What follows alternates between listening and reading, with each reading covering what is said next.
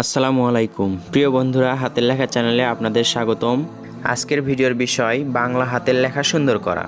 কিভাবে খুব সহজেই আমরা বাংলা হাতের লেখা সুন্দর করতে পারি তা এই ভিডিও দেখে খুব সহজেই বুঝতে পারবো ইনশাল্লাহ।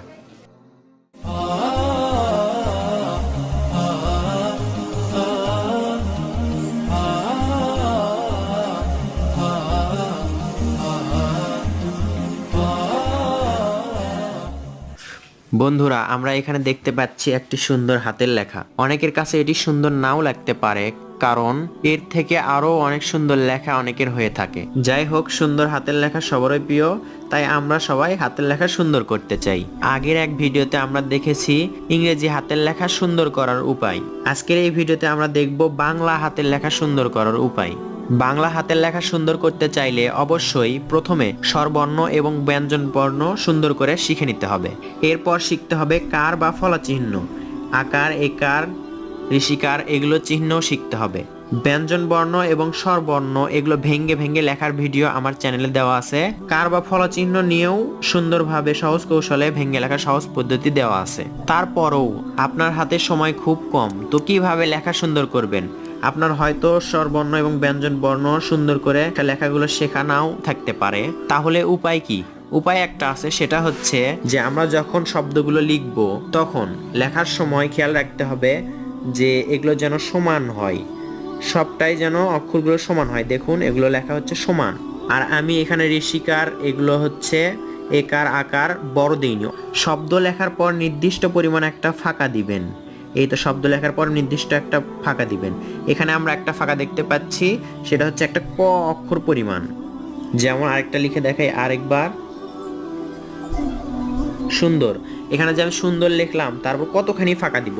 অনেকে এটা প্রশ্ন করে থাকে যে আমরা কতখানি ফাঁকা দিব একটা শব্দের পরে। শব্দের পরে নির্দিষ্ট কোনো ফাঁকা নেই, তবে ক পরিমাণ যদি ফাঁকা দেওয়া হয় তাহলে সুন্দর লাগবে। ক মানে একটা অক্ষর বা বর্ণ, একটা বর্ণ যদি আমরা ফাঁকা দিই, দেখুন এখানে যদি একটা ক লিখি এতটুকু ফাঁকা থাকবে। তারপর হাতের লেখা, হাতের, এরপর আবার যদি ক পরিমাণ ফাঁকা দিই তাহলে দেখুন লেখার অক্ষর আমাদের যে রকমই হোক না কেন, যদি আমরা এরকম করে লিখি তাহলে লেখা সুন্দর হওয়ার আশঙ্কা থাকবে। এই তো দেখুন, এইখানে সমান, সবগুলো সমান রাখার চেষ্টা করবেন। অনেক অক্ষর লেখার সময় বড় হয়, যেমন হ, এখানে হ লিখছি, অনেকেই এইরকম করে লেখে। হ লেখার সময় এগুলো ছেড়ে দেয়, অনেক অক্ষরে এরকম করে অনেকেই। আকার অনেক সময় বাড়ায় দেয়, একটু বড় করে দিয়ে দেয়। শব্দের পর নির্দিষ্ট পরিমাণ ফাঁকা রাখবেন আর শব্দগুলো সমান করে লিখবেন। আপনার শব্দ মানে অক্ষর যেমনই হোক না কেন, চেষ্টা করবেন একই সমান রাখতে। আপনি শব্দের পরে কর চাইতে একটু বেশি ফাঁকা রাখতে পারেন, কিন্তু কর থেকে যেন কম ফাঁকা না হয়। ক বলতে অক্ষরটা যেন এর মাঝে যদি হয়, দেখুন এই রকম পরিমাণ ফাঁক রাখতে হবে। আর লেখা যদি আমরা একই রেট বা একই সমান করতে চাই, তাহলে আমরা বেশি বেশি বাংলা খাতায় প্র্যাকটিস করব। বাংলা খাতায় প্র্যাকটিস করার মাধ্যমে লেখাগুলো সমান হবে এবং আকার, একার, ঋষিকার সবগুলোই সমান হবে আর লেখা দেখতে সুন্দর লাগবে। যেমন ওই লেখাটাই আমি এখানে লিখে দেখাই। বন্ধুরা দেখেন, এই লেখাটাই যেটা এখানে লিখেছিলাম সেইটাই আমি এখানে লিখে দেখাই। সুন্দর হাতের লেখা, সবারই প্রিয়। এতে এখানে দেখেন সুন্দর।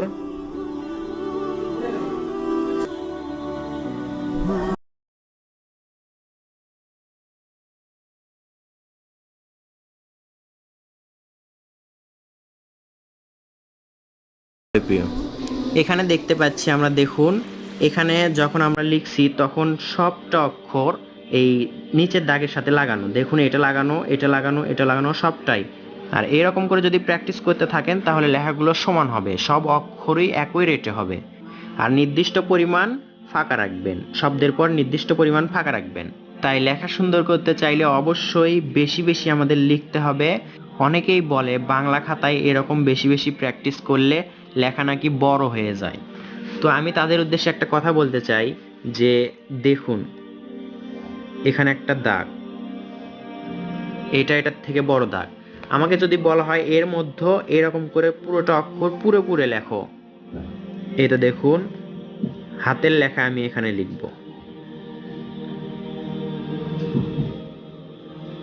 হাতের, এই তো লেখা। আমাকে যদি এই মাপে লিখতে বলা হয় এই মাপেই লিখতে পারবো। তো বন্ধুরা, এইটা বিষয় না যে বাংলা খাতায় লিখলেই হাতের লেখা বড় হয়ে যাবে। বাংলা খাতায় লেখার উদ্দেশ্য হচ্ছে লেখার অক্ষরগুলো যেন একই মাপে থাকে। অবশ্যই আমরা বাংলা খাতার এই মাপে লিখবো না, তাহলে অবশ্যই বড় দেখাবে। আমরা কি মাপে লিখবো? আমরা এর থেকে একটু ছোট করে লিখবো। সুন্দর হাতের লেখা সবারই প্রিয়। আরেকটা দেখাচ্ছি, এই তো দেখুন এখানে।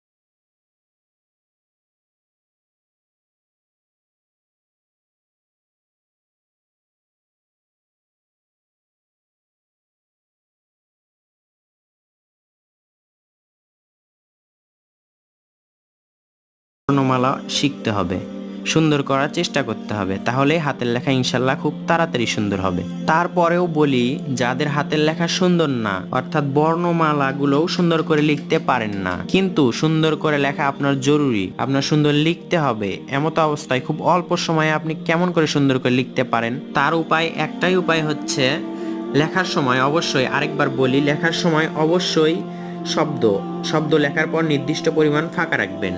নির্দিষ্ট পরিমাণ বলতে ক পরিমাণ, এর থেকে হালকা বেশি ফাঁকা রাখতে পারবেন, কিন্তু ক পরিমাণের চাইতে ছোট করতে পারবেন না। খেয়াল রাখবেন শব্দ লেখার সময় সবগুলো সমান করে লিখতে। সবগুলো যদি সমান করে লিখতে পারেন, আপনার অক্ষর যদি খারাপও হয় তবুও সুন্দর লাগবে। কার এবং ফলা চিহ্নগুলো ছোট করে দিবেন, তাহলেই লেখা সুন্দর হবে ইনশাল্লাহ। বন্ধুরা, লেখা সুন্দর করার পাশাপাশি আমাদের আরেকটা জিনিস লক্ষ্য করতে হয়, সেটা হচ্ছে পরীক্ষায় লেখার সময় মেইনটেইন করতে হয়। আমরা কিভাবে দ্রুত লিখতে পারি সেই ভিডিওটি চ্যানেলের ডেসক্রিপশনে দেওয়া আছে। আশা করি ভিডিওটির মাধ্যমে এই বিষয়টি সম্পর্কে বোঝাতে পেরেছি। ভিডিওটি শেষ পর্যন্ত দেখার জন্য অসংখ্য ধন্যবাদ। হাতের লেখা বিষয়ক বিভিন্ন ধরনের ভিডিও পেতে আমাদের সাথেই থাকুন, এবং আপনার প্রয়োজনীয় হাতের লেখা বিষয়ক যে কোনো ভিডিও পেতে কমেন্ট বক্সে কমেন্ট করে জানাবেন। সুস্থ থাকবেন, সুন্দর থাকবেন। আজ এই পর্যন্তই। আল্লাহ হাফেজ।